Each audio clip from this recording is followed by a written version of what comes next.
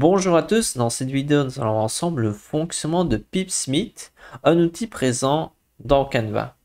Pour utiliser cet outil, on va d'abord aller sur la page d'accueil et on va choisir le type de document que l'on a envie de créer.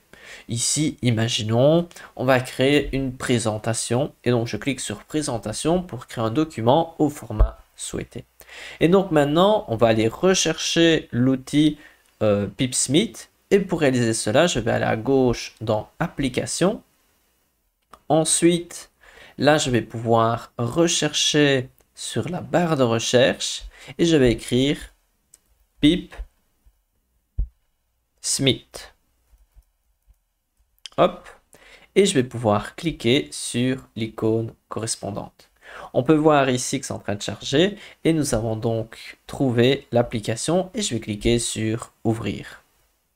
Et donc là, on va pouvoir créer notre personnage, par exemple, la couleur de peau, on va mettre par exemple ceci, le visage, on va pouvoir mettre par exemple ceci, le corps, on va mettre ici, alors on va faire comme ceci, poil de visage, comme ceci, accessoires, qu'est-ce qu'on va trouver comme accessoire? À noter qu'on peut modifier la couleur de l'accessoire, allez, on va mettre des lunettes comme ceci. Et donc ici, on a vu les différentes rubriques et je vais cliquer sur ajouter au design. Si vous voulez remodifier par exemple une partie, vous pouvez tout à fait recliquer dessus. Et là, je clique sur ajouter au design et donc comme ça, j'ai mon personnage qui est bien présent ici, tac, comme ceci. On peut voir, c'est quand même tout à fait sympathique. Imaginons, je veux mettre ce même personnage, mais je veux modifier légèrement. Je pourrais choisir d'aller sur visage. Et cette fois-ci, je vais le mettre plutôt triste, ou je ne sais pas, je vais mettre cette fois-ci plutôt triste. Ensuite ici, tête, est-ce que je pourrais modifier un peu? Non, ici, il vaut mieux pas modifier. Je pourrais aller sur corps et je pourrais changer légèrement si nécessaire, soit modifier la position, voilà, je peux tout à fait modifier si j'en ai envie, ou je vais ici et je cherche de modifier un petit peu.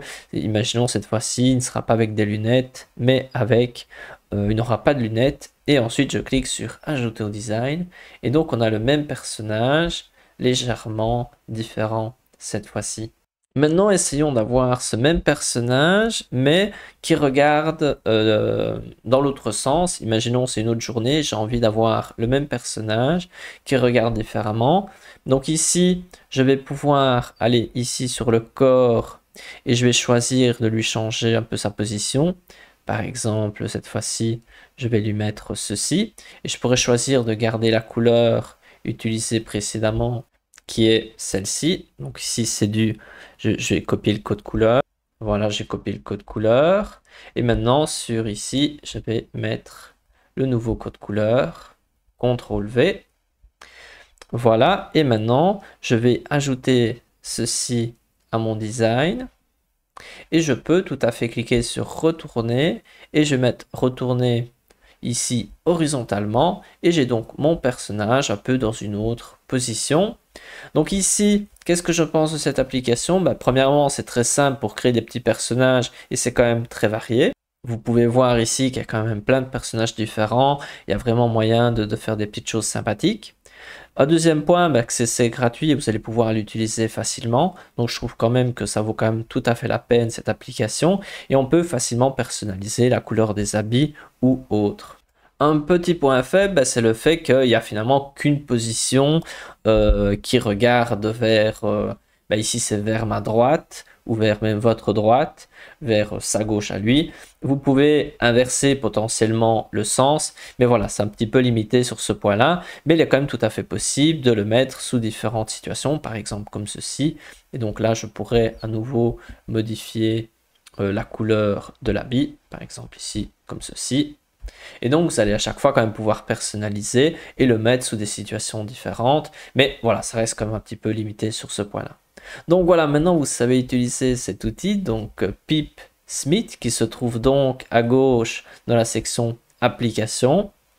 Voilà, ça c'est maintenant, c'est à vous de jouer et de créer de belles choses avec cet outil. Si vous voulez en apprendre davantage sur Canva, n'hésitez pas à regarder la playlist qui s'affiche à l'écran où il y a tout un tas de tutos différents sur Canva. À bientôt pour une prochaine vidéo.